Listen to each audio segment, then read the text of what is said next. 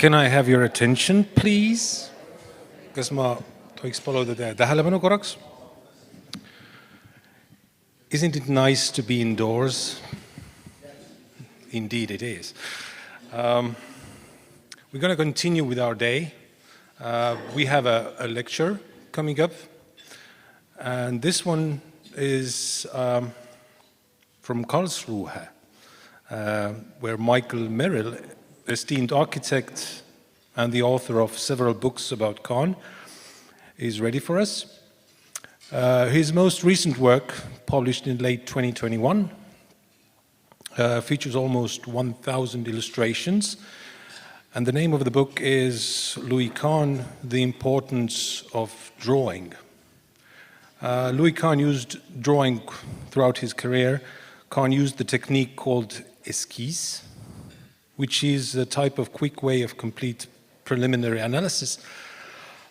This technique was brought to University of Pennsylvania by Kahn's teacher and apparently the designer of the historical marker, Paul Philippe Cret, when he developed his architectural project. Merrill now talks more about this part of Kahn's legacy. Attention is drawn to also to the exhibition by ETH Zurich, and the exhibition is called Silence and Light. And this is also features Kahn's sketches and drawings. So now, Mr. Michael Merrill.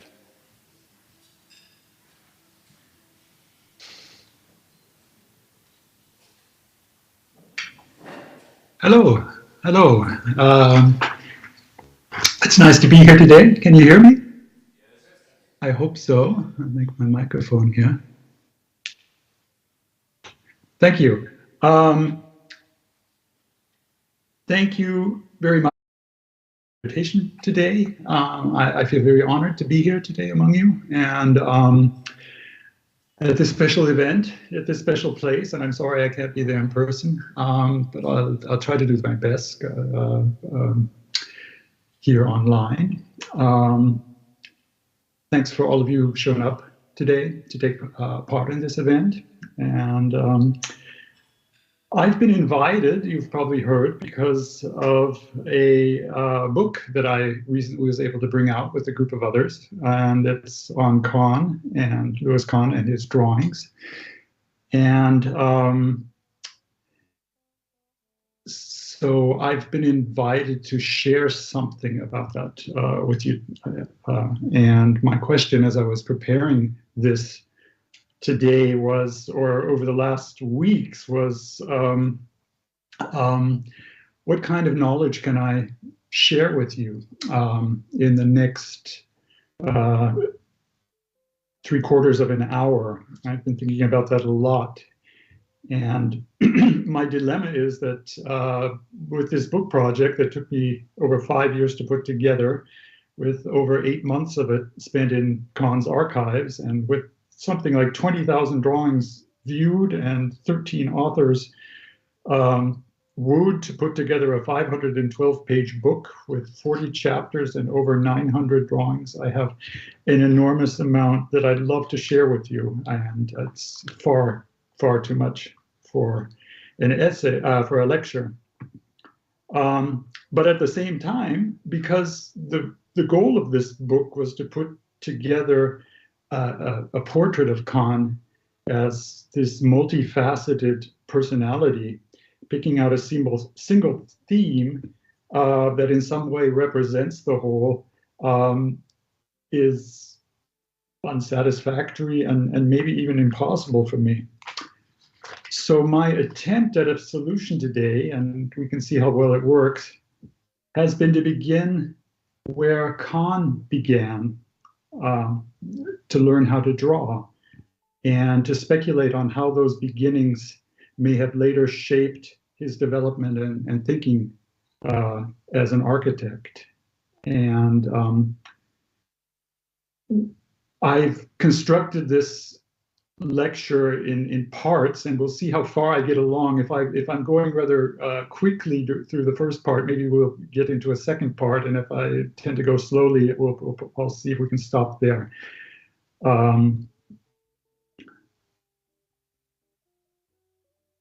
So it seems also especially appropriate to begin to talk about Kahn. Let me bring my excuse me. Let me bring my presentation into the foreground. So, moment. Let me see. Does that work for you?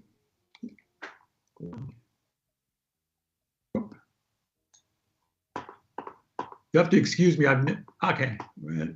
I've never used this program before, so I think this works, right? Okay. Yes. Okay. So, so this is the book, and to give you an idea of the where we went, speaking about drawings as kinds of objects of knowledge and obtaining objects of knowledge, we began asking in the first, how do you begin to draw, and how does that shape your life as an architect? And especially for us, because somebody like me, I'm an architect and I teach architectural design. I'm very interested in what does that have to say about how we teach architecture and drawing. All these kinds of knowledge, I'm interested in a double kind of knowledge. It's retrospective, it's looking at Kahn. I want to find out more about Kahn, what made him special. But I also want to take that knowledge and ask questions to us in our current practice as we go forward and as we develop new types of representation. Secondly, we know that drawings are not neutral. They have certain agencies. And so I asked this here in the orthographic drawing set. How did that activate Kahn's imagination? And how did he activate the latent intelligent in the orthographic drawings? We go on to ask the same things of perspective and axonometrics. And then we asked, we talked the whole time about Kahn's drawings, but we know that architecture is a collaborative art. And how does drawing tell us something about that collaborative art? What does it tell us about that? And how, as an architect, do you draw and represent together with your collaborators in a fruitful way? We had a good question about August Kommandant coming into this, and maybe we can say something about that later. One thing we know is that architecture is an art of putting things together, of establishing relationships, and it certainly was for Kahn. For that reason, there's a whole section of the book that's that deals with his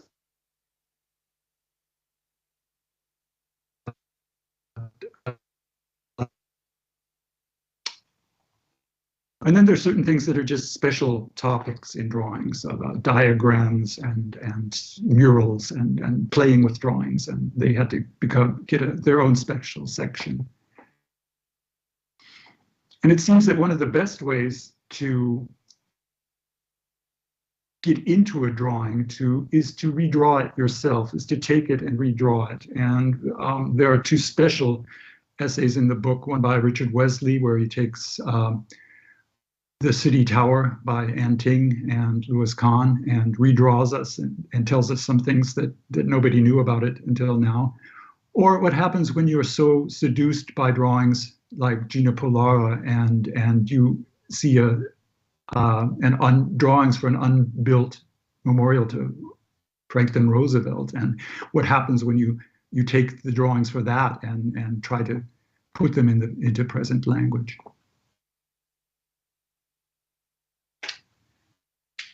So we're going to talk and start today about how Kahn began to draw. And this is something very fundamental. And I started off this section with a quote, and it talks about Kahn. It's from Kahn, and he says, "I thought that the first feeling must have been touch. When you think of it, it's probably the first." Oops, excuse me. I'm getting a call. Hello? Sorry, Mike. I don't know if you know that your slides actually changed. They don't change. Oh. Yes. Okay. Let me look. Good idea. Okay. Let's see. So excuse me for, let's see. How do I, now it's working. But when I go to full, is this, what if I do something like this? Does this help? Is that working for you? And if I do that, is it changing? Yes. Okay. Can we leave it like that? And then maybe it's a little, okay. Please excuse me. Okay. I've always used Zoom, so I'm a little bit, great. So I hope I haven't lost you on that. What I did was the slides that you didn't see where I was going through were the, I'll get off the telephone here. The slides you didn't see were where I was going through the sections of the book, and now we're beginning. Where were we? Yes, with Kahn and talking about being in touch, and being in touch is of course to touch, also the touch, and it's of course the English saying to be in touch is to be in contact with somebody, and so touch desired so much, according to Kahn, to be in touch, that eyesight came from touch, and to see was only to touch more accurately. And then I thought that the forces within us are beautiful things, which you can still feel, although they come from the most primordial, uninformed kind of existence. It is retained in you. Let's go forward. Can you see that? Yeah. Does that work? Okay.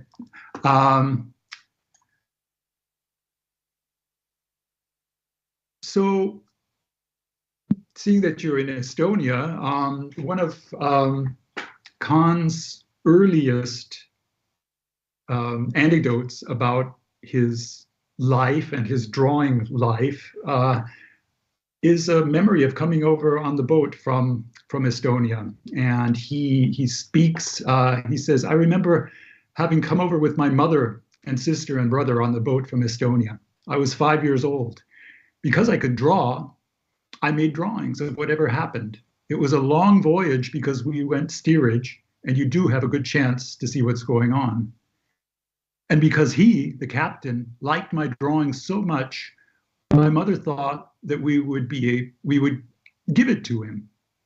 As a result, we had oranges every day, and that was really something. Oranges were a rare thing, and I was very proud." So here's Kahn. He's 5 years old, and he already knows that drawings are something that make him special, and drawings are something that can put him in touch. And that's what he finds out when he comes to Philadelphia, because as a new immigrant, we know he was scarred. He was sort of small and had a squeaky voice, and didn't speak the language very well, but he could draw, and he used drawing to get in touch. And this is a set of drawings in the archives of Philadelphia that Kahn, he was probably about maybe 13. He gave it to a little girl in his class.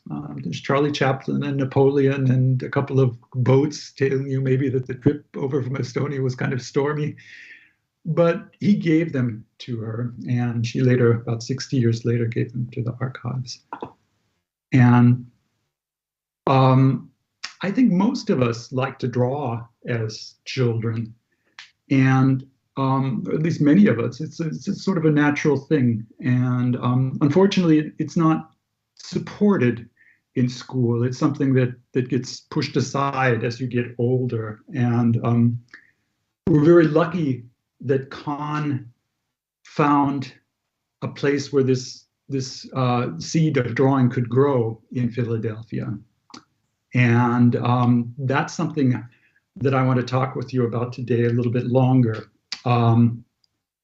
Because I think it's interesting. It asks a lot of questions about how we teach drawing today and the place it has in our education. And we're lucky to have two books from Kahn's learning. The first is from a teacher named, this is up here, from J. Liberty Tadd, who taught and directed the Philadelphia School of Industrial Art, which Kahn was able to attend from the fourth grade onward. And the second is from his teacher at Penn, University of Pennsylvania. This is written in the beginning of the 1920s as Kahn is attending there. And this is from John Hardison, and it's called The Study of Architectural Design. And so through these books, we have two incredible documents which talk about two different and I think complementary types of knowledge that are ways of using drawing that Kahn was given at a very early age, and which I think my hypothesis is they really shaped his thinking in the next years and over his entire career. So what I'd like to do is look first at the book that came later, the Study of Architectural Design from John Harbison.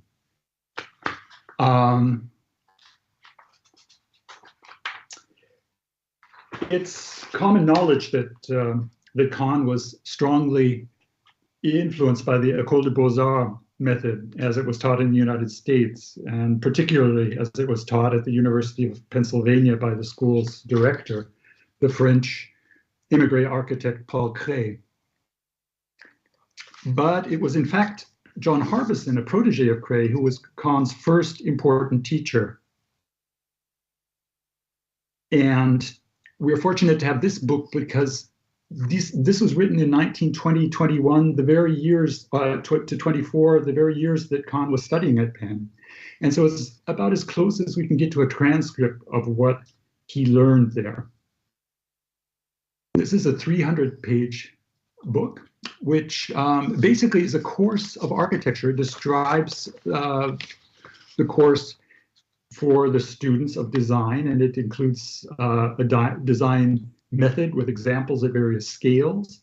It has chapters on character, historical precedents, on size, scale, and proportion, on shades and shadows. It's also full of helpful working tips, from the correct mixing of ink to developing a right psychology of success for competitions.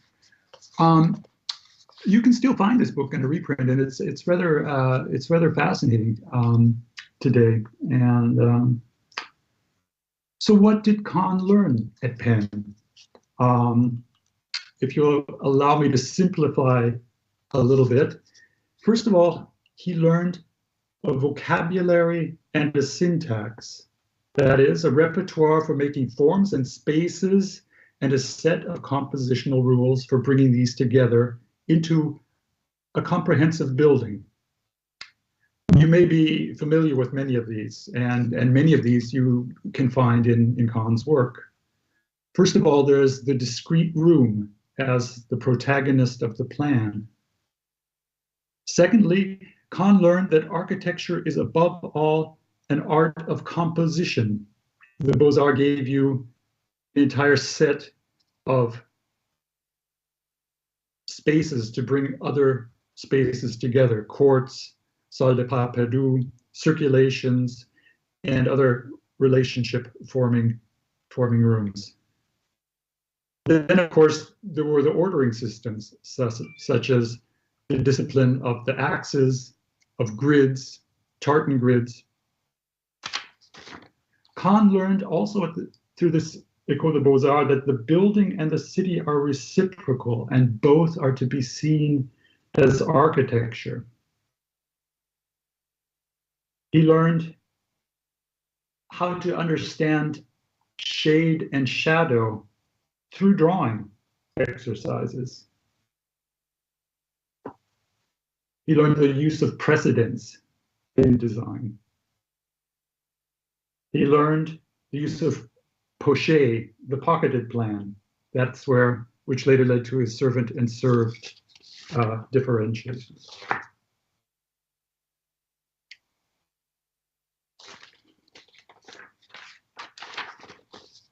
Secondly, Kahn learned a scripted graphic method that told him how to move forward with a design problem.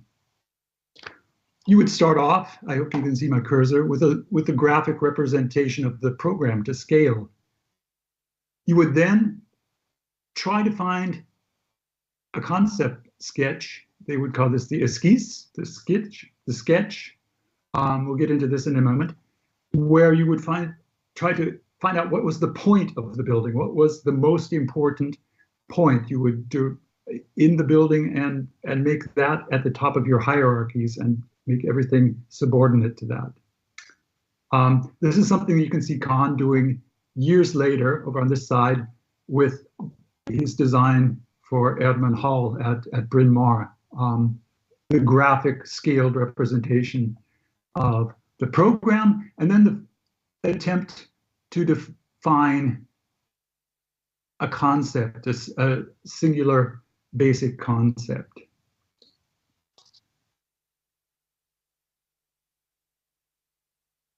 Kahn also learned things such as the mosaic, which was a sort of a plan as seen in large pixels or grayed in. The idea here was to develop the building as a gestalt, as a whole, and a balanced part to whole of blacks, whites, and grays, open spaces, lower spaces, higher spaces, solid spaces. And Michael Lewis, in his wonderful essay in my book, comes up with the idea that the esquisse, as here drawn by Paul Cray for a small library, is something that has great parallels with Kahn's drawing of a reflected ceiling plan for the Yale University Art Gallery some 35 years later.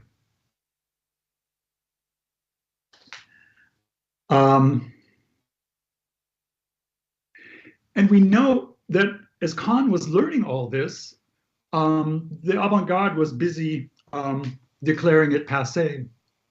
This was the old regime that was going to be overthrown in the revolution. And the École des Beaux-Arts was either vilified or forgotten for much of the 20th century. And it wasn't until later in his life that Kahn was able to sort of openly embrace it. And here he is in an interview with William Jordy, the architectural historian, talking about some of the things that he learned from the École des Beaux-Arts. First of all, the esquisse. This is the intuitive grasp of what the building is, what story it's telling, what is the main concept of the building. Kahn later calls this the form drawing. And this is something that you take seriously and you develop in the design phase. And this is something that Kahn, whereas the Beaux-Arts is perhaps a little bit more everyday in its idea what this might be, and Kahn gets a little bit more mystical about it. This is something that he takes from the École de Beaux-Arts. Secondly, he says poché, the pocketed plan. And he's able to take this and basically turn it on its head later and make what was solid in the Beaux-Arts plan into a void where light came into the building. And thirdly, shades and shadows, and how there's an inseparability of building, shade, shadow, and light, and that you actually construct with light.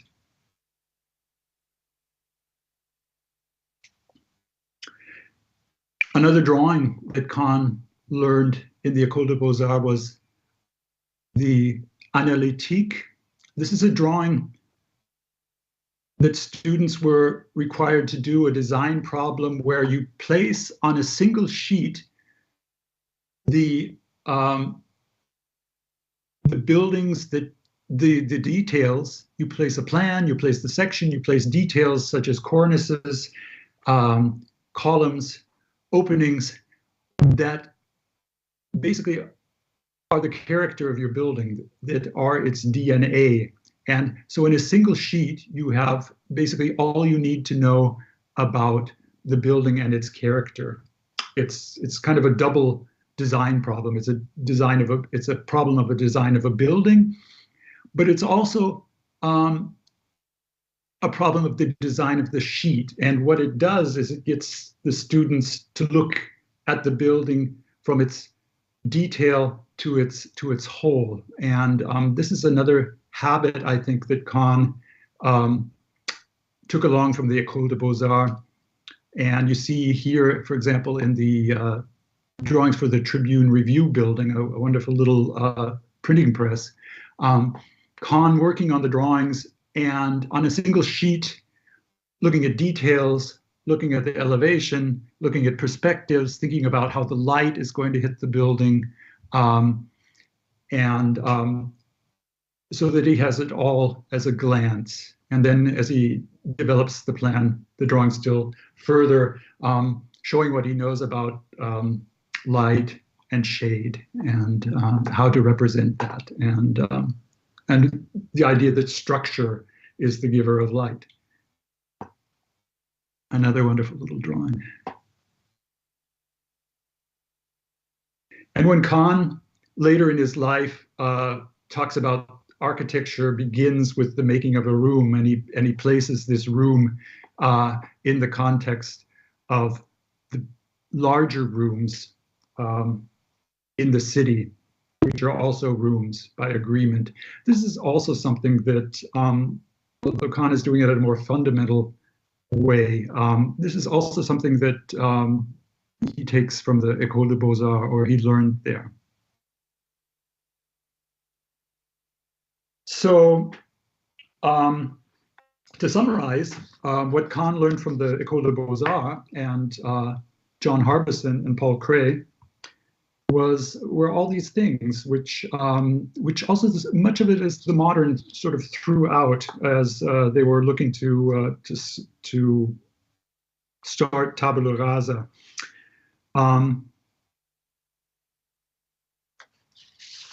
So what he learned was that we could say it's almost an impersonal, well, it's a lot about how to do things. Knowledge here is gained through an appeal to tradition. The idea is it's a learning of a language, and this is an impersonal language. It's about making public buildings. It has to be easily comprehensible for an elite French bureaucracy or an American businessman, but also for the public who was using the buildings. They would understand the symmetries, the clear hierarchies, the circulation, and the classical language. Also, the method was an impersonal method.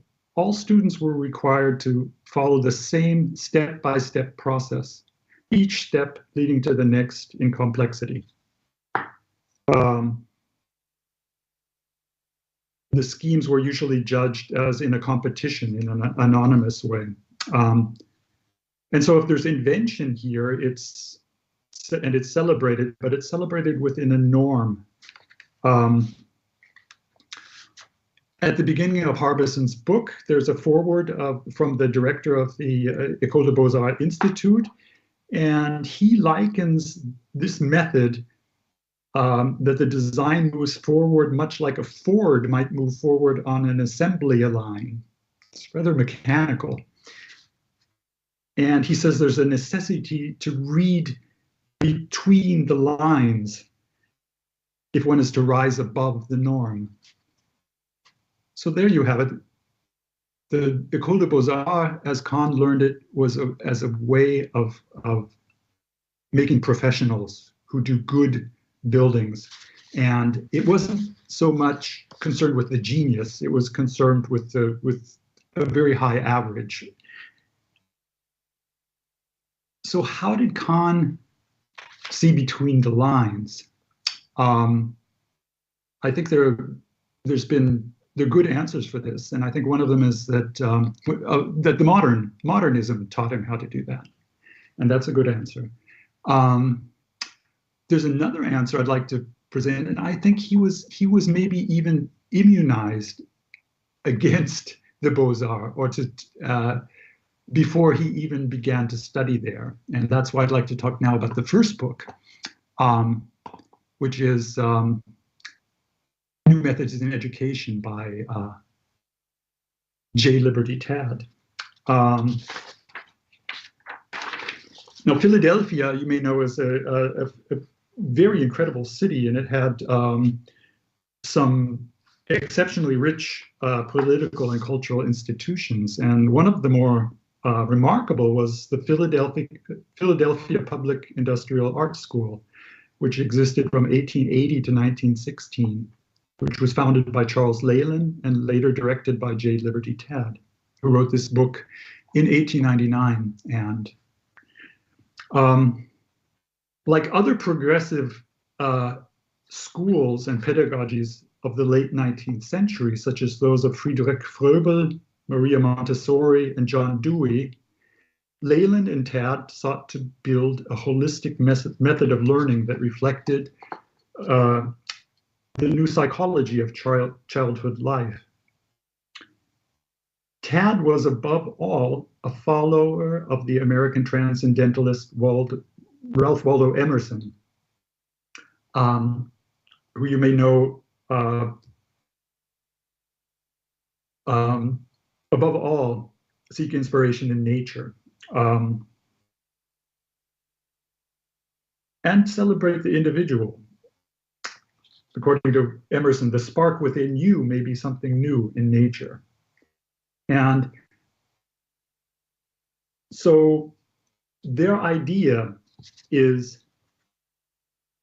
if you will, it's an epistemological project which is based on direct knowing. Tadd starts his book off with a chapter called The Contact with Things and Not Symbols and Signs of Things. The body's physical exchanges with the world produce reliable knowledge without recourse to language, concepts, or propositions or representations. This direct kind of knowing, excuse me, let me get my book. According to Tadd, is important and is just as valuable as traditional school learning. Tadd says, one who accurately draws a bird or a skeleton or a flower or a mathematical problem has a more complete mastery of that special topic than could be gained in any other way.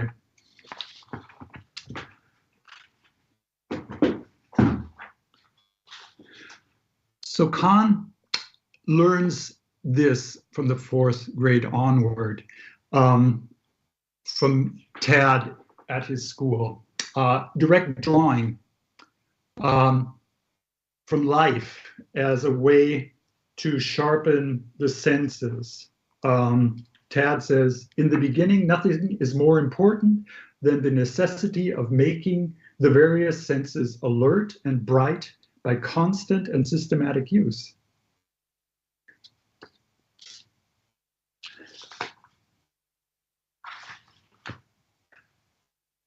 he recommends, or his program is not only about drawing, it's about modeling, carving. He's constantly switching between media. Tad is trying to get out of the Cartesian box, in a way, the mind-body-world dualism. Cognition engages all of the senses. It's embodied, and touch is primary. The mind is embodied in the world. Tad will have his students draw out in nature. They're always drawing standing. They'll be drawing using both hands. He's trying to activate the entire body. And so drawing is not only a visual thing. He's already talking about left and right hemisphere theory on the brain. And drawing is not only about art, it's a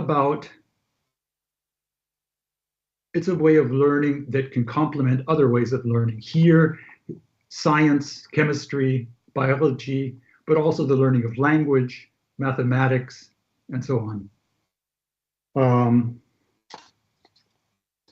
Seeing is active, it's not passive. It's something to be attained. It's not like digestion, it's more like climbing a tree. It's something that you have to practice. And here we are. And as it's engaging the entire body, he'll have you using your entire body. I hope you can see this little girl drawing this. This is not art, according to Tad. This is more of a sort of a yoga. It's a way of attunement.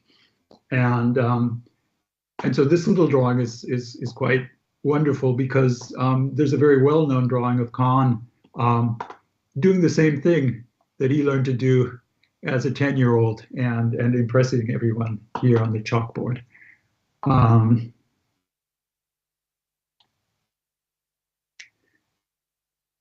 And so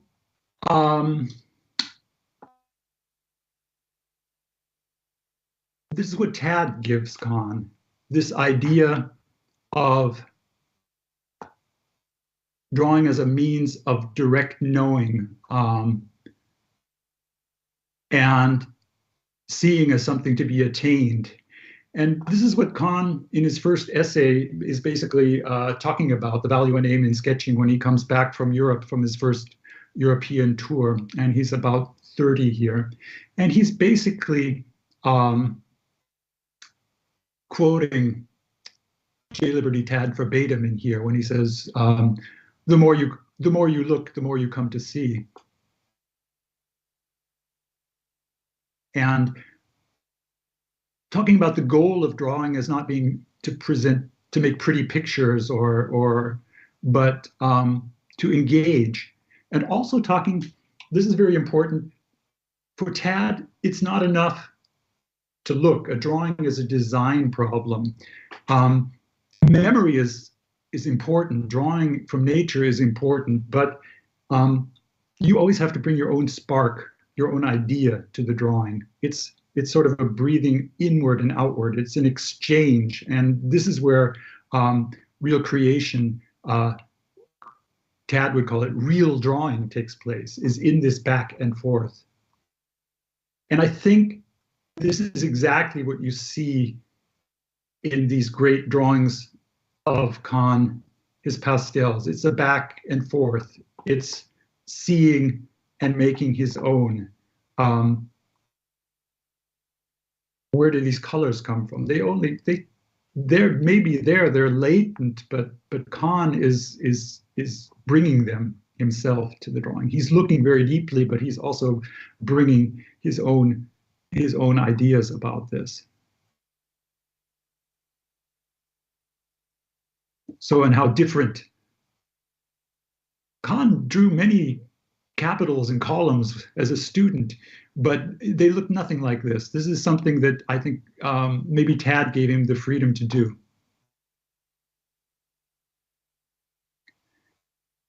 And we talk about this as I talk about this in the book as drawing as drawing inward and projecting outward at the same time.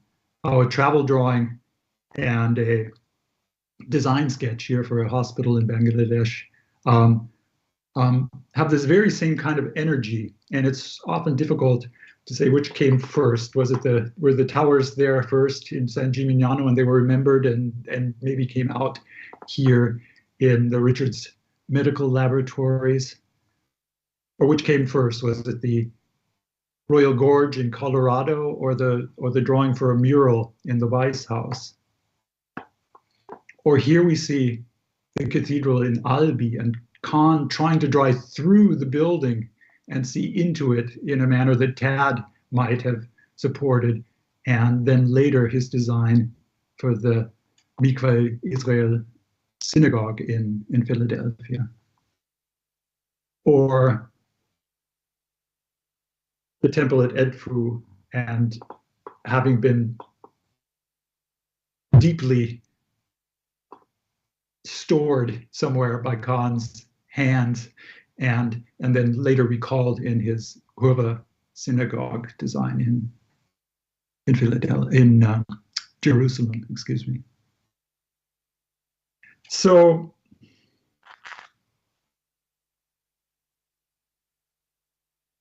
what I want to put forward today is that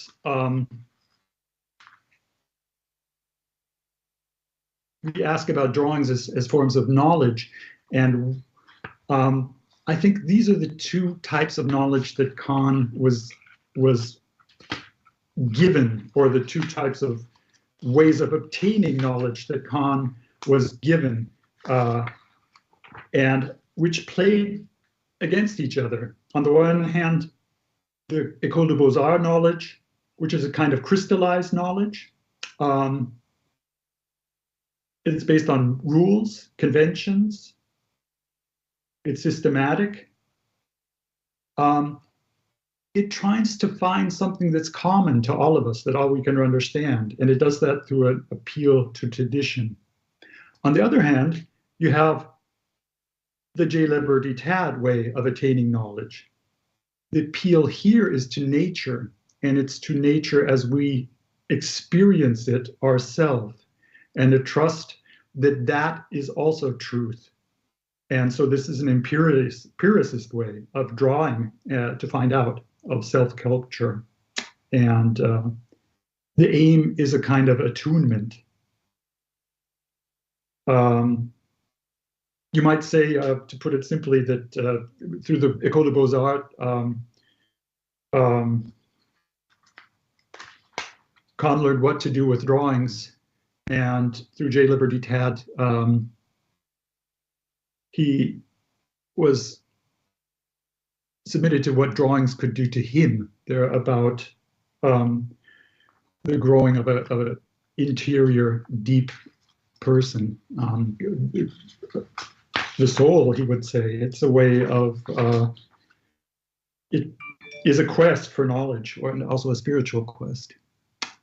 I think I've been talking for about 3/4 of an hour, so I would like to stop here.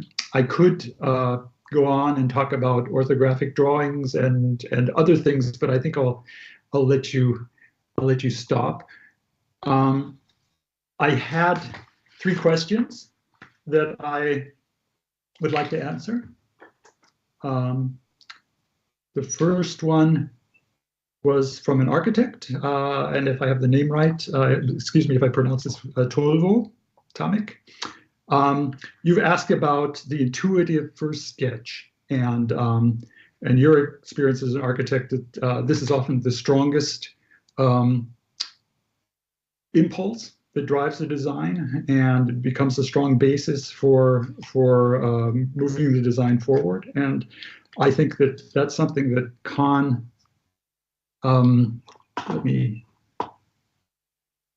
would definitely concur. He said, he says this about what he learned from the École de Beaux-Arts, that I think I even have it here.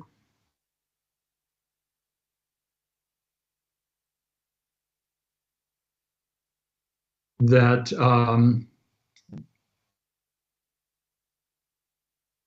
the sketch or the esquisse depended upon our intuitive sense of appropriateness. And this, he says, is our strongest sense, our intuitive sense. And he also goes on to say he only teaches appropriateness. That's what he teaches.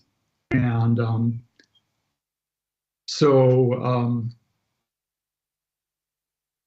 that would be, your question would be, Kahn would concur that the form is the driver and the design. Form comes first. Let's see, thank you. I have last 5 minutes. Okay, next question. How many drawings are there in the Kahn archives, and what is the legacy? Very shortly, I think there are approximately, I think 38,000 drawings in the archives, and 6,000 of them are from Kahn himself. And the rest are from his office drawings. There are also other archives, such as the Museum of Modern Art and whatnot, but that's the University of Pennsylvania's Architectural Archives are the main source. And what is the legacy of Kahn's drawings? I hope I've been trying to put forth in this book that the legacy is great, that this is the best way we can, or one of the best ways we can think into his buildings. And I think that they show us very much about, they give us many hints of how we might go forward and reflect upon our own representational culture and architecture. And the last question, I'm supposed to stop it here, is it's about August Kommandant, another Estonian great, and how big was his influence on Kahn and on his process. One of the things I wanted to show in this book, and I'm going here forward to tell you about it, is we talk about Kahn's drawings, but this is a collaborative art, and Kahn was definitely, maybe this is one of the things we talk about genius, but we never talk about genius in the way as maybe genius is also establishing a great culture of collaboration, and that was what Kahn was able to do. Not only the people in his office, but somebody like Kommandant. The Richards Medical Building, which was Kahn's real first put him on the map, is unthinkable without August Kommandant. This, or great buildings like Salk Institute, the Kimball Art Museum.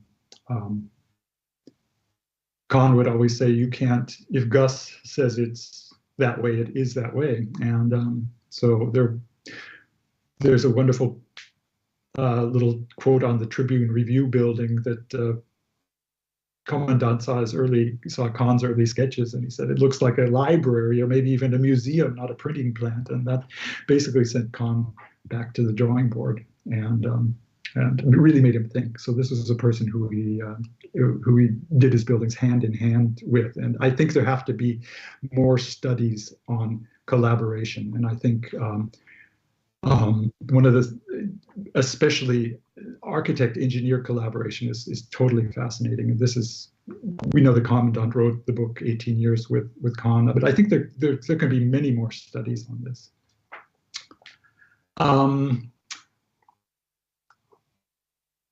So I think I'm finished.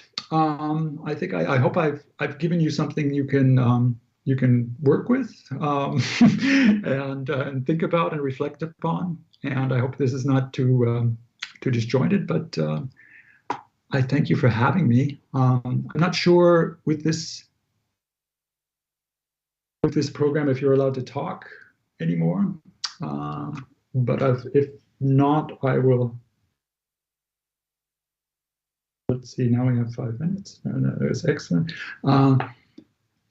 Thank you for having me. I'm eternally grateful to be here. I would really love to visit your wonderful country one day. I've heard so much about it, and I'm quite sorry I wasn't able to make it this time. And I wish you a very nice conference. And thank you.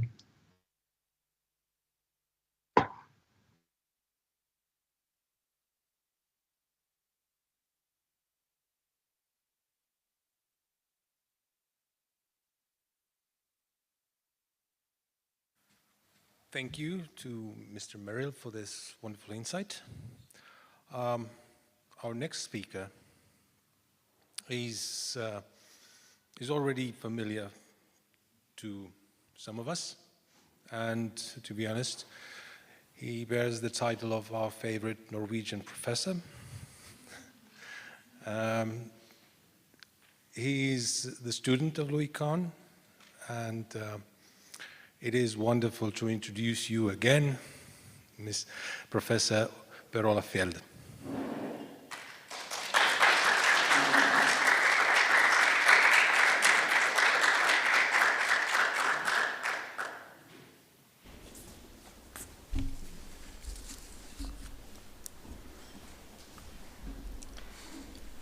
I have no pictures.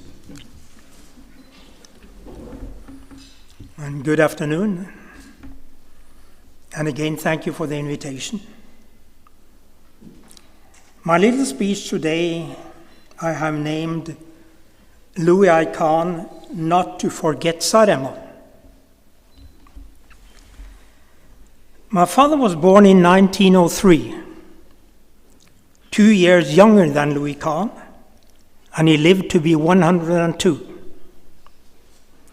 At a very young age, he took a degree in electrical engineering in Germany, a few years after the World War I.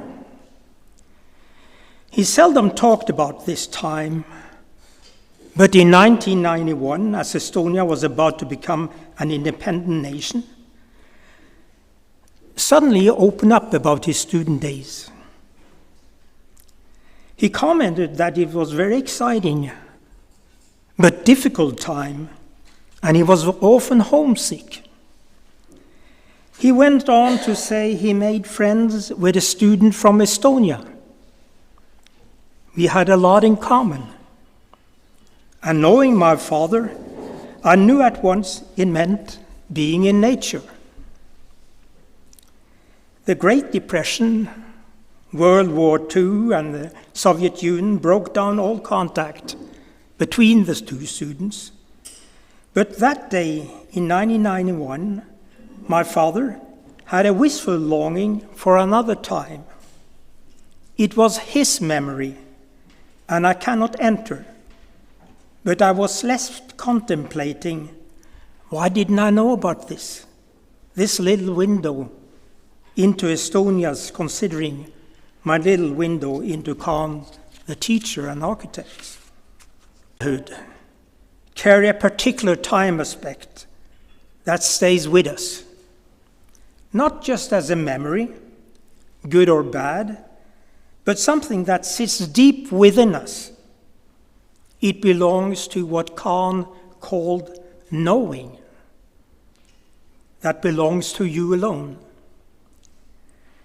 You can't really escape from the knowing, nor can you totally bury and forget it, since it's more deep, diffuse sense of longing, something that has an identity, but it's hard to catch and to hold.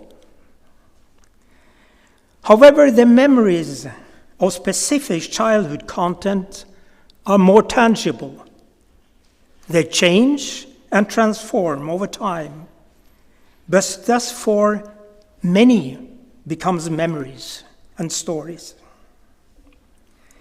It is this diffuse sense of longing I sometimes pick up in Kahn during our conversations, as we had something in common, something he wanted to rediscover through me, small things, like the way I pronounced certain words, or talked about the winter landscape, or something in my sketchbook. It was a strange feeling, as if Kahn had the ability to see through me. The beginning of things was important for Kahn, and inside this term was also a relationship to nature.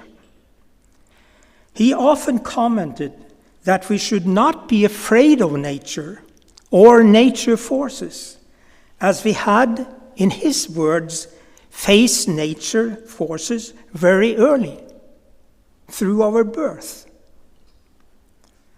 This was a rather odd remark, but tells something about Kahn's interest and interpretation of the beginning of things. In every beginning, there is a certain fundamental truth, and with this comes a form of acceptance. Therefore, Saaremaa was always with him, embedded in his identity as something he was not able to escape, but rather something that formed his base, a springboard into life both as a private person and as a world-famous architect. So what is the content that make this birthplace and his childhood so important? I believe it goes back to the connection with the landscape and how daylight plays a very important role. The Nordic light is unique, and here in Saaremaa, its softness and the reflection from the sea are absorbed into the gentle flat scenery. The landscapes here is light's playground, and born into this landscape, this light as a material can never escape one creative process. Kahn often uses the word light in teaching and lectures, and how he used it as an essential spatial element in his build work was unique. In his statement, "There is no room without daylight," or "all materials are spent light," or "material cast as shadow and therefore belongs to light," and finally, "light is a giver of all presence," one becomes aware of Kahn's complicated relationship to light and how he filters into not just his built work, but also his creative thinking. I will argue that his experience of Saaremaa's light as a child, intuitively or not, served as a deep and ongoing inspiration, and this experience became architecture, to capture architecture through daylight. As a student, I felt a strong connection with Kahn. Perhaps it was constructed from my side, but he was something or somehow in touch with a Nordic sensibility. As a young student, was not able to pinpoint it directly, as this feeling was wrapped into so many other things.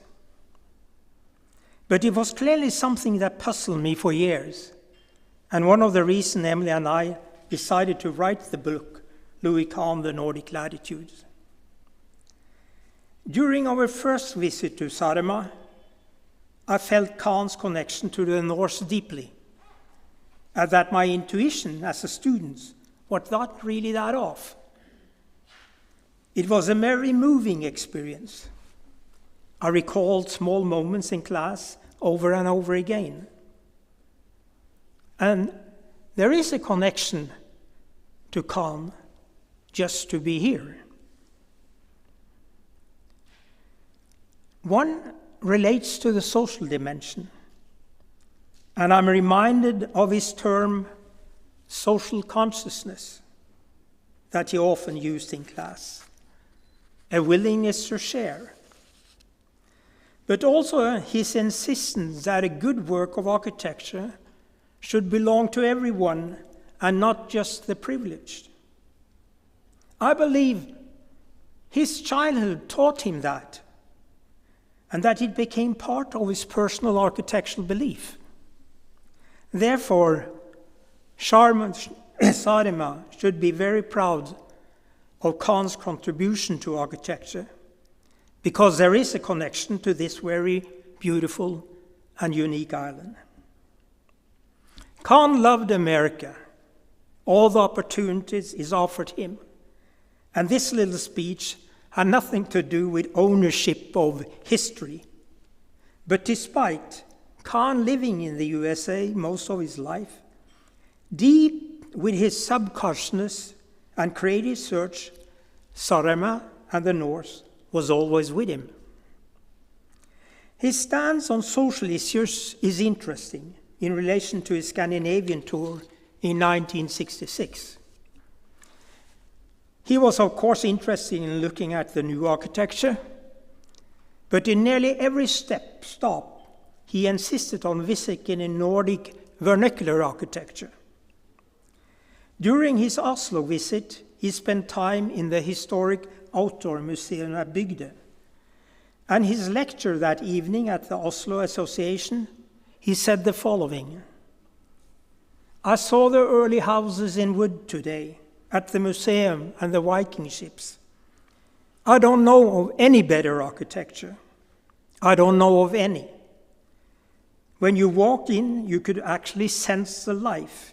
You could construct the life of the people. It is a terrific offering to architecture. Everything, including the furniture, is part of architecture. You don't ask the expert to tell you how to do the furniture. If you go through the building, it's all part of it. I don't know any greater thing to achieve than to express your building as a way of life, not a way of living, which is personal." And Kahn continued that same evening. "When you build a house for a client, you must build it so the client, after the client, will enjoy the house, not only the client that ordered the house. Architecture is never worth anything if it just satisfies the person you build it for." These are the words of the mature architects. So when Kahn, from his experience that day, stated, "When you walk in, you could actually sense the life. You could construct the life of the people." That day, Kahn constructed his childhood experience. He constructed the life of the people and the way of life he experienced as a child, and he discovered it through architecture. It was the old houses he saw that served as an inspiration. In class, he would say that the way of life is different from a way of living, which is personal. To define a difference between the two, he refers to a common base that we have to share. I believe it was his deep, intrinsic knowing that he took from his childhood, and that this is also guided his architectural content. When Kahn, as a young architect, visited Saaremaa in 1928 as part of his extensive European Nordic trip, many things must have gone through his mind. I believe it must have been very emotional, almost a confrontation, to see his childhood place once again, to meet the family, and to face how things have changed and how he has developed as a person. Also, the modern architecture he saw at the time, including work of Aalto, Leverance, and Gunnar Asplund, must have made an impression, but also an inspiration and a connection to his further thinking and work. The Trenton bathhouse, which many of you know, it takes me straight back to Saaremaa. The use of the sandstone, the light wood pyramidal roof structure, and the close relationship between structure and daylight stems out of a vocabulary from this place. Kahn was not the only person that immigrated to the USA. Many in my own family did the same, as did many Nordic people. Kahn's childhood as a backdrop for his creative thinking is really not something new. In relation to many famous people, both before and after him, this story is shared by many. Therefore, it is so important when history, time, and circumstances allows for a celebration to remember Kahn, that we remember and to remember the journey that started here. It is fantastic that the Pennsylvania Historic Commission is honoring his birthplace with a plaque. First as a student, and later as a practice and architecture and teacher, Kahn's work and creative thinking continue to be an important inspiration for me, just as fresh and valid as my first student days back in Philadelphia. Thank you very much.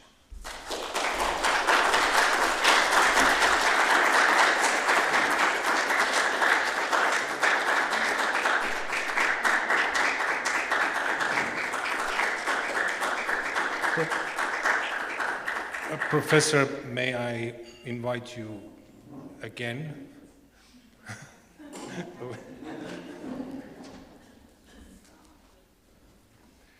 And also Toivo Tammik and Ott Rätsep.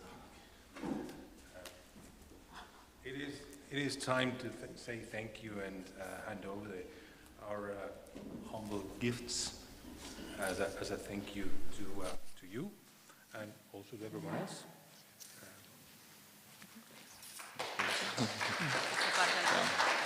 Thank you very much.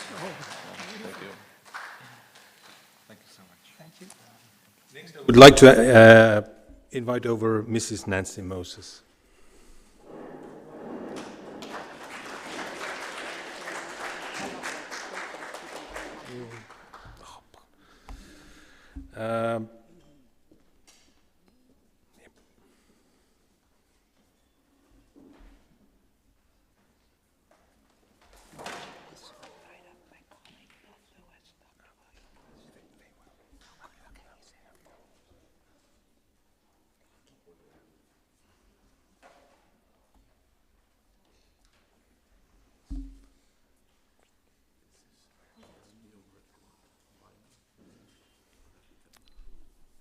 And also I would like to invite the Deputy Mayor of Saaremaa, Koit Kvoojärv.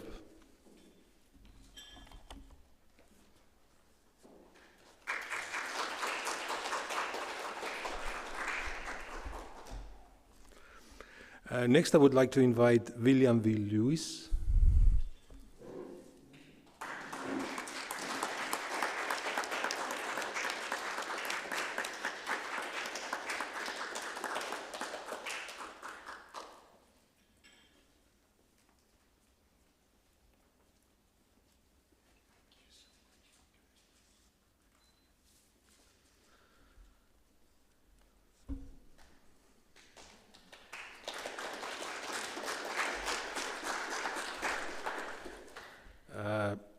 Janina Flückiger.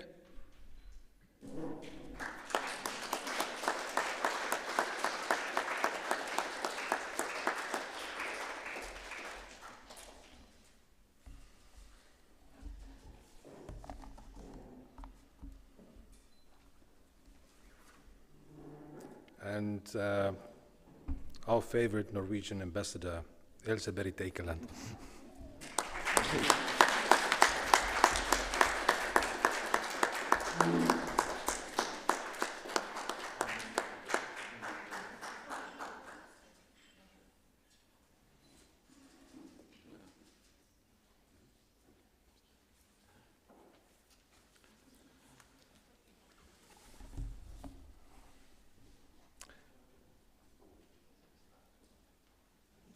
And now we can enjoy a short film following the footsteps of Louis Kahn here in Kuressaare. It should begin shortly.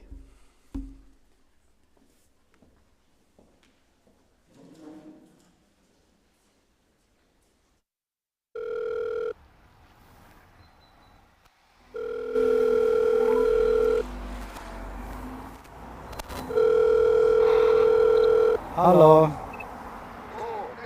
Tere Olavi.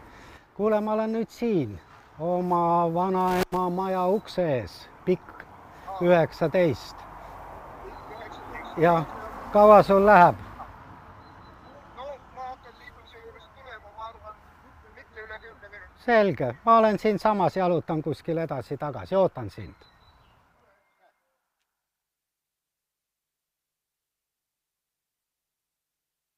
Võime näha. Täpselt õige koht. Võib-olla see ongi.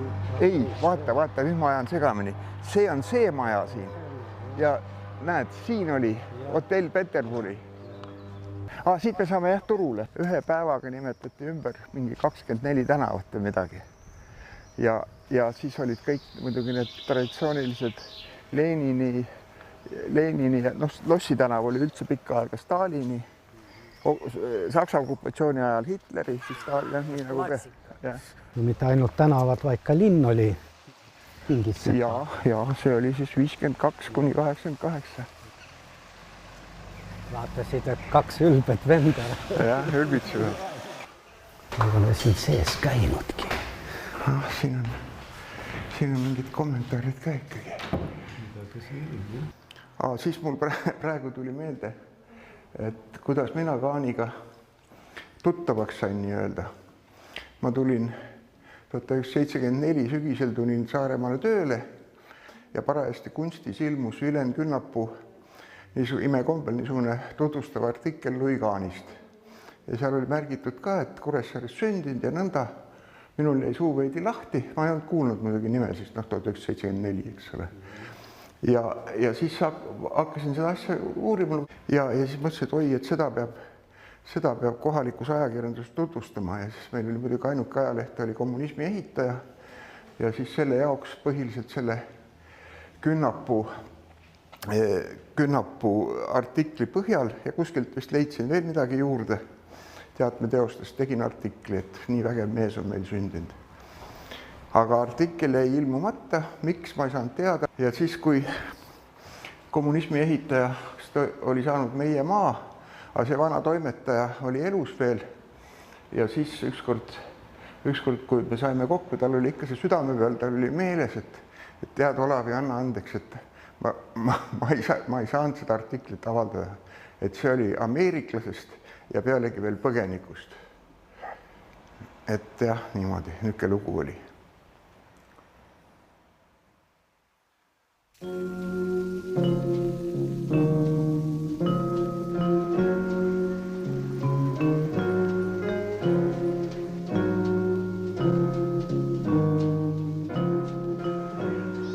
Teada on, et jah, keskajast on üksikuid teateid mõnedest juudi kaupmehest, kes on Eesti aladele jõudnud, aga natuke suurem kogukond on Nikolai esimese ajast. Niinimetatud Nikolai sõdurid teeniti 25 aastat ja pärast selle 25 aasta möödumist võis siis jääda paikselt elama sinna, kuhu sa teenistusse oled sattunud. Nii et see juudi kogukond, aga juudi kogukond Eestis on alati olnud suhteliselt väiksearvuline, nii et ega enne sõda ka ei olnud siin rohkem kuskil 4000 umbes Eesti peale kokku. Nii et see on väga väike kogukond võrreldes Lätiga ja muidugi eriti võrreldes Leeduga ja Vilniusega, mis oli ju väga suur, ja Valgevenega nende aladega. Aga kuivõrd see juudi temaatika natuke on sees, siis kindlasti Eesti puhul tasub mainimist, et Eesti on ju unikaalne, arvestades, et aastast 1926, kui mu mälu mind ei peta, kultuuriautonoomia seadus ja Eesti juutidel oli kultuuriautonoomia, mis tol ajal maailmas oli ainulaadne, see tähendas oma koole, oma kultuuriseltse ja õigust ajada siis oma kultuuriasju iseseisvalt. 3 eraldi sissepääsuga keldrit ja ühest nendest 3 võimalik, et sellest samast uksest avanevas oli siis 1913. aastast kindlasti, võib-olla ka natuke varem, veel natuke hiljem, oli Abram ja Benjamin Mendelovitši lihakarm.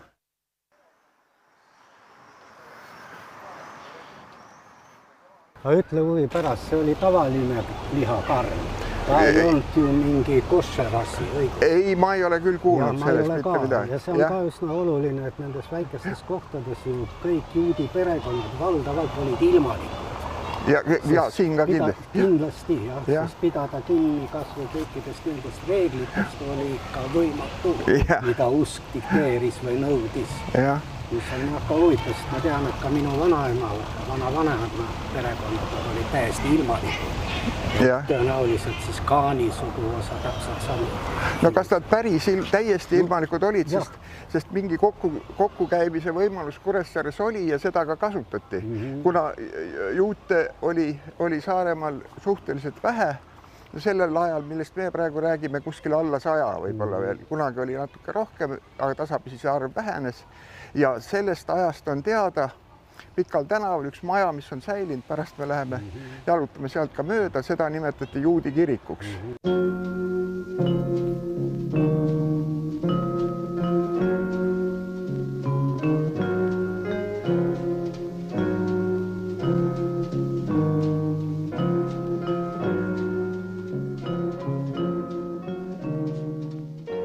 Vaata, see on üks nendest funktsionalistlikest majadest Nõukogude ajast, mille puhul seesama Soosaar ajas taga ju neid Kahni eeskujusid.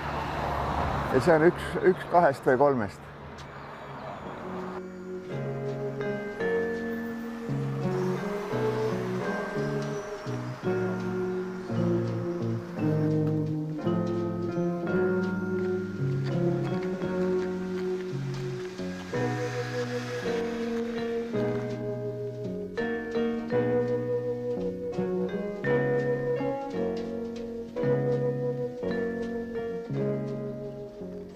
Nii, ja kohalike seas siis nimetati seda maja juudi kirikuks, kuna siia kogunesid vähesed Kuressaare juudid oma kombetalitusi pidama. Teatavasti Louis Šmuilovski või Leib Šmuilovski ehk Louis Kahni sünd on ju registreeritud Pärnus, samuti tema venna sünd. Ja miks see nii on? Mina olen oletanud, et seda tehti just sellepärast Pärnus, et seal oli ilmselt ametlik kogukond olemas, see sünagoog ka vist. Pärnus oli, jah. Pärnus oli ikka see kogukond tunduvalt suurem. Ja ka siin ei olnud sünagoogi ametlikku ja kas siis sellepärast see sünd registreeriti Pärnus?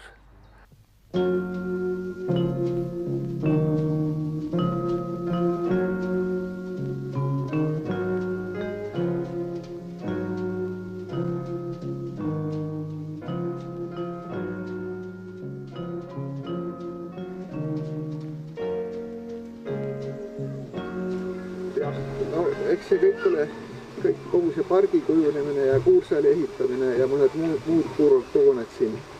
See on kõik seotud sellega, et Kuressaare 19. sajandi keskpaigast alates hakkas kujunema kuurortlinnaks. Kuule, aga räägi natukene selle lossi sünniloost, paneks ta kuidagi ajaliselt paika. Sest see aeg, mis meid huvitab, 19 lõpp 20. algus, oli ta ju sellisena enam-vähem vist olemas, õigus? Ja sel ajal ta oli selline väike Louis Šmuilovski, kui ta siin ringi kalpsas, siis ta ikka seda umbes sellisel kujul ka nägi. Aga kas ta sel ajal just siseruumidesse pääses, seda ei tea, sest 1904 Saaremaa rüütelkond, kelle valduses see sel ajal oli, alustas siin põhjalikke renoveerimistöid, et oma esindusruumid siia seada. Aga enne seda muidugi oli väga pikk ja keeruline ajalugu, mis sai alguse siis piiskopi linnusest, mis ehitati siia kuskil 14. sajandi, teisel poolel, ütleme nii, ümmarguselt. Tuleme 20. sajandi algusesse, kujutab ette siin elavat väikest poisikest, kes tõenäoliselt, nagu me kõik poisikestena mängisime rüütleid ja printse ja kuningaid, siis pilt sellest kindlusest võiks kindlasti kuidagi mällu süüvida mingil tasemel, nii et jah. Praegu ta siit lahkus, ta oli 5-aastane, aga nagu teada ju 3-aastaselt põhiliselt juba inimene kujuneb välja. Nii et need kõige olulisemad eluaastad elas siin ja võib-olla siis ka Kuressaare linnus natuke teda mõjutas. Jah, kuskil jah. Arhitektuuriloolane Christopher Hermann kirjutas spetsiaalse artikli selle kohta. Teooria lühidalt seisneb selles, et see ehitusmeister, kes siin töötas, et see läks siit, kui linnus sai valmis, arvatavasti 1380, läks edasi Malborki, Marienborgi, Ordu pealinnusesse ja seal on sama käekiri täpselt. Ja ta arvab, et sama mees ehitas ka selle. Väga sageli neid asju just pannaksegi selle järgi paika, et mingid detailid korduvad või mingi lähenemine arusaamad. Ja tema kinnitab ka, nii nagu ennegi arhitektuuriloolased on öelnud, et selle stiilil ja ehituslaadi korrektsuselt ja tiimistletuselt ja sellelt on ta hiilgav meistritöö. Et see oli üks eriline meister, kes siin töötas ja mõnede tunnuste järgi siis arvatakse, et ta tuli siia Pöömimaalt ja see Hermann on ka sellega seoses või nõus, et enne seda ta ehitas ka need Raha Emmause kloostrit, et seal detailides väga palju sarnasust.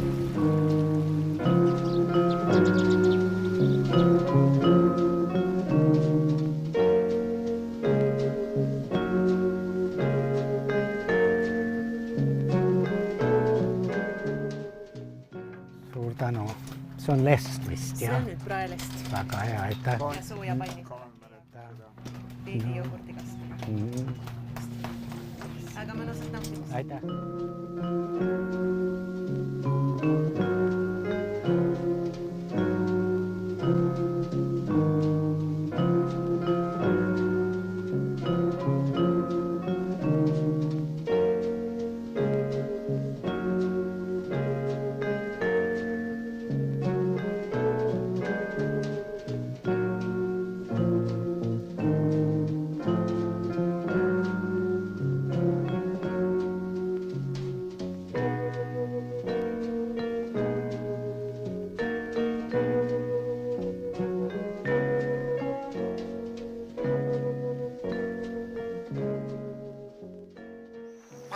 Ei, teeme uuesti.